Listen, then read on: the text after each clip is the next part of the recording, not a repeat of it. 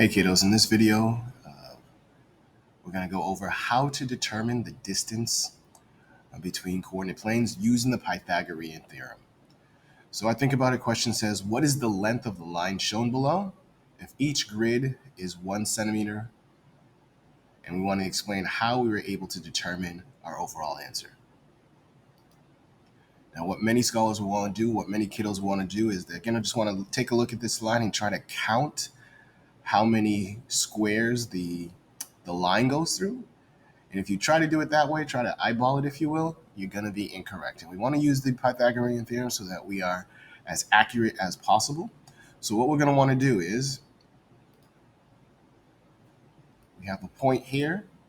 We have another point here. Let me use a different color so it's easier to see. Let's go with green. And we have 1, 2, 3 units here. 1,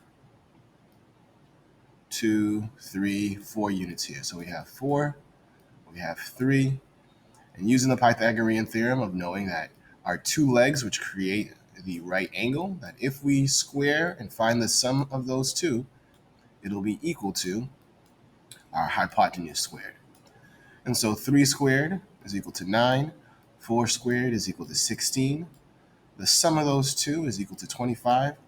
So that means c squared is equal to the square root of 25. So that means c is equal to 5, or our hypotenuse is equal to 5 centimeters. Now, what is important to remember? We've seen this over the last couple of lessons, that the legs, which we're going to represent by A and B, that if we find the sum of the two legs, that'll be equal to the hypotenuse, which is represented by C, squared. All right. So if we can remember those two things, we should be good. Now, if we look at this point here, it's located at 1, 1, just once again being able to look at a coordinate plane and recognize on the x-axis we go over 1, and then on the y-axis we go up 1, so that gives us that point. And this point here is located at 4, 5. Now, if we go that distance of 4 units, 4 centimeters across on the x-axis, and then 5 centimeters up on the y-axis, this gives us 0.45. Cool. So once again, what is our key point for today? What should you write in your composition notebook? It's the following. What we should have in our composition notebook is that the Pythagorean theorem is used to find the distance between points on a grid. Now let's take a look at our interacting with new material to see how we can use this key point in solving some questions. So example 1 says that Edward walks along a path that goes directly from his house to school. His house is located at 1, 2, so if we go to point 1, 2, let's put a dot right there. And the school is located at negative 3, 3, so we go over to the left 3, and then down 3. Each grid line represents 1 kilometer.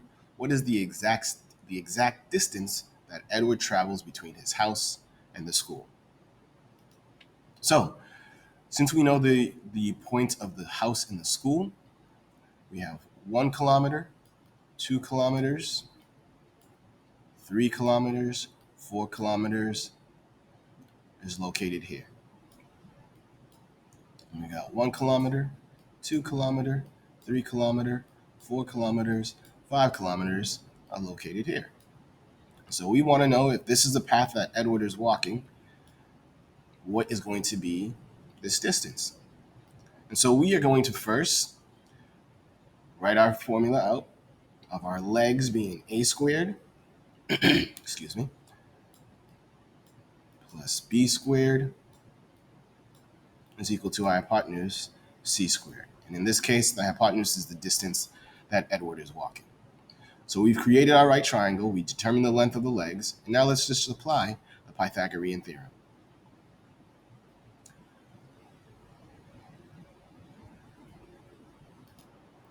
So, applying the Pythagorean theorem, we have our legs of 4 and 5.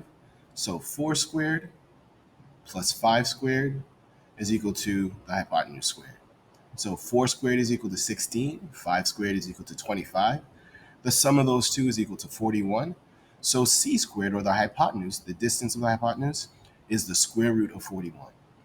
Anytime, kiddos, that you have a square root that is not a perfect square, so if it's not 1, 4, 9, 16, 25, and etc., going on and on and on, wherever it is, whatever it is, just leave it as the following, because you're going to get an irrational number, a number that would go on forever. So the distance for the length of, or the distance in kilometers that Edward would travel from home to the school would just be equal to the square root of 41. Now, I'm sure there are some kiddos that instead of drawing it or having it the orientation or the way that I drew it, perhaps they drew it this way, with the green of it being 1, 2, 3, 4, 5, and then 1, 2, 3, 4. So they had a unit of 5 here and a unit of 4 here. Would that change? Would that change the distance of the hypotenuse? The answer is no, because our legs are still 4 and 5, and we're finding the sum of those two, which still would give us 41, so that the distance of the hypotenuse would be the square root of 41. So if your orientation was slightly different, that would be fine. All right? What's important is just that you found the sum of the two legs, which is 41, and the square root of that, which is not a perfect square, it can't be expressed in any other way as an exact number, so we're just going to leave it like this, is going to be the distance of the hypotenuse. And we're just going to make sure that we also put our units, which in this case would be kilometers. So know that Edward is walking a distance of the square root of 41 kilometers from his home to the school. Alrighty, now let's get to the rest of our work for today.